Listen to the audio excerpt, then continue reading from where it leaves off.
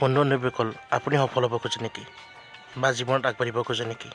তেনেহ'লে আজিৰ ভিডিঅ'টো চাওক তথা আমাৰ ৰিডিপ ক্লাব ডায়েৰী নামৰ ইউটিউব চেনেলটো ছাবস্ক্ৰাইব কৰি ল'ব এই ধৰণৰ মটিভেশ্যনেল ভিডিঅ' সদায় পাবলৈ। বলক তেন্তে ভিডিঅ'লৈ আমি আগবাঢ়োঁ।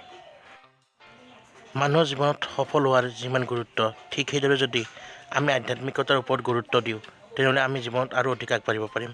কাৰণ আধ্যাত্মিকতা এটা এনে বস্তু যাৰ দ্বাৰা আমি সফলতা সহজে পাব পাৰোঁ। আহক আজি জানি লওঁ দুটা বিশেষ কথা যাৰ দ্বাৰা আমি জীৱনত সফলতা লাভ কৰিম। প্ৰথম কথাটো হৈছে আপুনি নিজৰ ভিতৰত থকা শক্তিক জানিব লাগিব।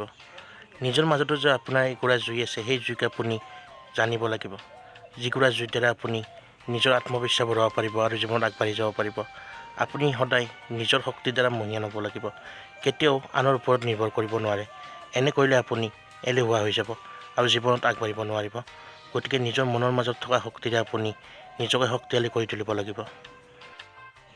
দ্বিতীয় কথাটো হৈছে নিজকে নিজৰ সক্ষম বনাওক।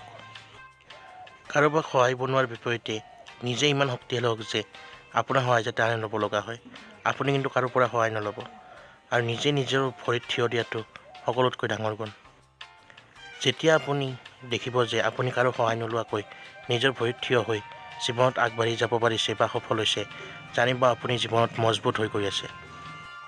বন্ধু-বান্ধৱীসকল, নিজৰ ভৰিত নিজে থিয় হোৱা আৰু আত্মনিৰ্ভৰশীল হোৱা এই দুটা কথা যদি মনত ৰাখে, তেনেহ'লে জীৱনত আপুনি সফল হ'বই। বন্ধু-বান্ধৱীসকল, এয়া আছিল আজি আমাৰ বিশেষ ভিডিঅ'। যদি ভিডিঅ'টো ভাল পালে লাইক, কমেণ্ট, শ্বেয়াৰ কৰি দিব আৰু সদায় এনেধৰণৰ ভিডিঅ' পাবলৈ আমাৰ চেনেলটো ছাবস্ক্ৰাইব কৰি দিব। ধন্যবাদ।